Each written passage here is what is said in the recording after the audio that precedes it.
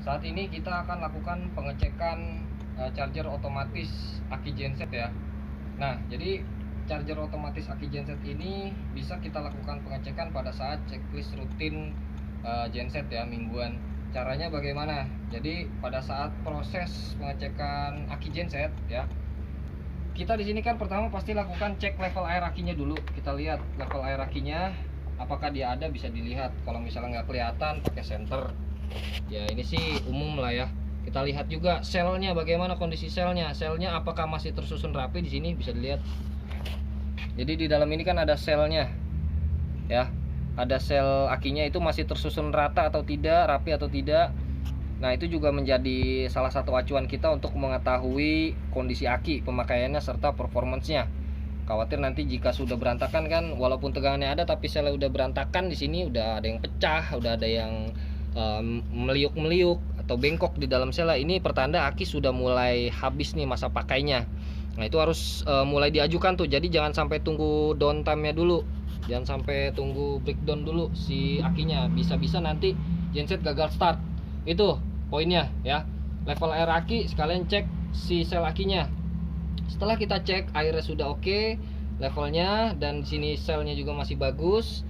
Kemudian kita lanjut untuk cek terminasi akinya. Nah ini nih terminasinya dipegang, digoyang-goyang, ada yang kendur atau tidak. Pastikan nih ya, ini sering terjadi si aki ini melting, apa namanya, meleleh poolnya nih, timahnya, karena kondisinya kendur. Itu mengakibatkan dia penumpukan panas di sini sehingga si poolnya ini meleleh. Nah ini sering terjadi nih.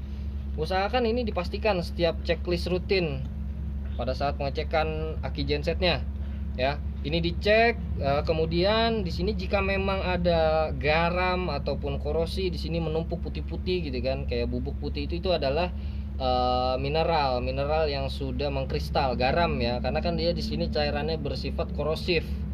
Nah, uapnya ini ketika terpapar di area sini dia akan menimbun dan mengakibatkan dia poolnya ini kendur karena penumpukan garam, korosi. Jadi dibersihkan, dan setelah dibersihkan dikasih grease supaya di area sini tuh tercover. Ini nanti ya dikasih grease nih biar enggak korosi ya. Ya. Seperti itu. Nah, kemudian jika itu sudah dilakukan, selanjutnya dicek tegangannya. Ingat ya, ngecek tegangan itu bukan satu-satu tapi dua-duanya langsung diukur. Diukur dua-duanya. Tegangannya berapa? Nah ini kan kelihatan nih, minnya yang ini voltmeter ke DC, plusnya yang ini, dicek tegangannya berapa, 27,3. Jangan langsung memastikan ini tegangannya tegangan normal. Ini adalah tegangan semu, artinya ini tegangan pada saat standby dan aki belum diberikan beban. Tetapi nanti pada saat kita lakukan pengecekan pemberian beban, itu dinamakan yang disebut drop voltasenya. Nah itulah tegangan realnya si aki tersebut ya. Nanti kita akan cek ya tegangan dropnya berapa. Nah kemudian setelah dilakukan pengecekan tegangan standby nya pada saat aki tidak ada beban, kita lanjut untuk pastikan juga nih, cek tegangan automatic charger yang masuk ke aki. Caranya gimana? Nah ada tangga. Nah caranya kita buka dulu pool yang ini, yang plusnya dilepas. Ini salah satu faktor yang harus diperhatikan juga nih. Jadi penyebab aki drop itu bukan cuma sekedar dari aki aja, tapi dari chargernya juga. Kadang ada yang mati, ada yang nggak masuk tegangannya. Caranya gini, satu kabel plusnya ini dilepas ya, plus ininya dilepas, kemudian dilihat di sini ya. Kita lihat dia ada nggak tegangan di kabel ini, di kabel yang dari dinamo starter.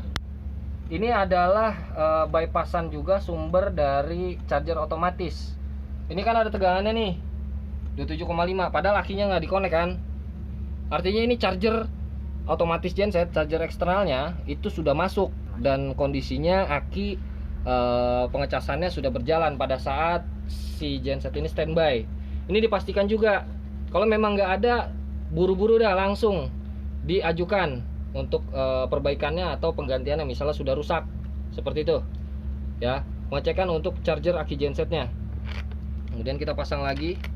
Selanjutnya kita akan lakukan pengecekan drop voltase. caranya gimana? Ini saya langsung praktekin aja biar lebih jelas ya. Kalian pasang aja ini di sini probe-nya si multimeter, probe-nya voltmeter DC, dicantumkan nih plus minnya ya. Nah, ini kan posisi pada saat standby. Nah, drop voltase itu ketika dia si genset ini sedang starter. Itu yang dinamakan drop voltase. Caranya saya akan praktekkan cara praktisnya supaya lebih gampang nanti. Kalian punya HP, tolong kalian masuk ke video recording nanti supaya nggak lupa, karena cepat nanti akan terjadi penurunan voltasenya.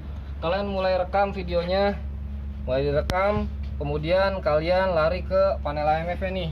Kita ke sini ya. Setelah ke sini kalian starting, biarkan itu videonya masih berjalan ya. Ini kita starter.